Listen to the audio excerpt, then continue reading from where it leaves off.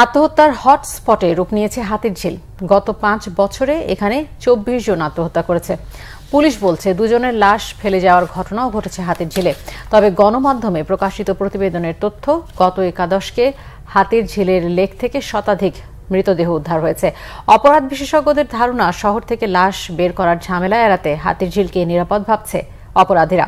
বিস্তারিত ফরুক বাবুর প্রতিবেদনে, ক্যামেরায় এজেড সোহেল। প্রাচীন ধুলোর মতো মাকড়সা জাল জমে আছে বস্তির বুকে গড়ে ওঠা সবুজ আর জলরাশির আলোক ঝলকানি হাতিরঝিলে। পৃথিবী তার শরীর থেকে রাত্রির পোশাক খুলে দেহে নেয় জ্বলন্ত রোদ। হাতিরঝিল আধুনিকতা ছোঁয়া পেলেও পৃথিবীর মতো খোলস পাল্টাতে পারেনি। এই এলাকার পুরাতন সব অপরাধ এখনো জেগে রয়েছে ঘুমহীন চোখে।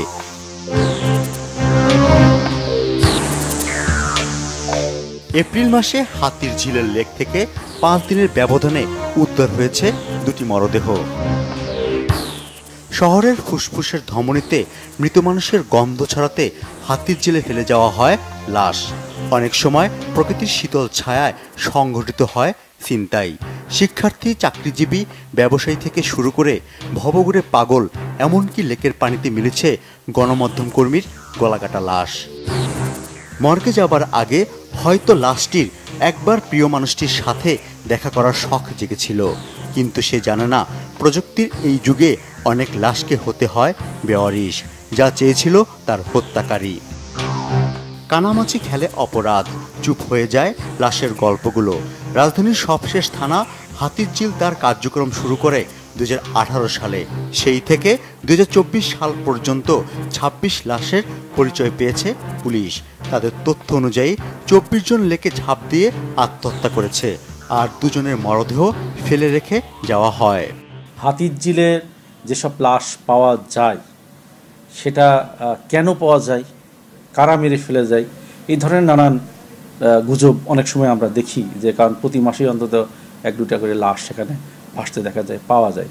তা আমরা এগুলো নিয়ে যখন কাজ শুরু করি, তখন আমরা দেখতে পাই যে গত 6 বছর প্রায় 26টি লাশ এবং তার 24টি লাশে আত্মহত্যা করেছে মর্মে ডাক্তারি রিপোর্ট আমরা গ্রহণ করেছি।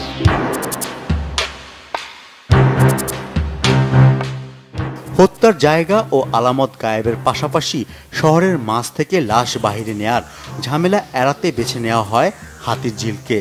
শহরের এরকম কেন্দ্র একটা জায়গায় হত্যাকাণ্ড এবং লাশ পাওয়া গেলে সেটা তো ভালো কিছু ইঙ্গিত করে না। এখানে যারা হত্যা করবে তারা মোটামুটি মসৃণভাবে তাদের পরিকল্পনা বাস্তবায়ন করতে পারবে।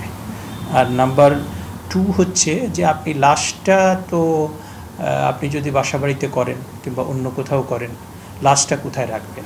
এত বড় একটা জায়গা, ঝিল, গাছপালা, আপনি লাশটা রেখে চলে যেতে পারছেন। হাতিরঝিলের মতো জায়গায় সেটা হওয়াটা উচিত না। সেটা সিসি ক্যামেরা অতি অবশ্যই এবং অন্য কোনো আধুনিক সরঞ্জামের মধ্য দিয়ে যদি নিরাপত্তা নিশ্চিত করা যায়, সেটা অতি অবশ্যই করা উচিত। রাজধানীর বুকে লেকের পানিতে ভাসমান বস্তি ভেঙে 2013 সালে গড়ে ওঠে দৃষ্টিনন্দন হাতিরঝিল। 4টি থানার মাঝে এমন শুনশান নিরিবিলি সিসিটিভি মুক্ত জায়গা বেশ পছন্দ অপরাধীদের। হাতিরঝিলের উত্তরে নৌ পুলিশ সদর দপ্তর, দক্ষিণে হাতিরঝিল থানা, আর পূর্ব পাশ ঘেঁষে বাড্ডা থানা। এমন নিরাপত্তা চাদরে 302 একর হাতিরঝিলে ফেলে যাওয়া হয় লাশ, ঘটে ছিনতাইকারীর হাতে খুনের ঘটনা। এসব অপরাধী প্রশ্ন তোলে, এগুলো অর্থের বিনিময়ে হচ্ছে নাকি পুলিশের সক্ষমতার অভাব? ফরুক বাবু, বাংলা ভিশন, হাতিরঝিল, ঢাকা।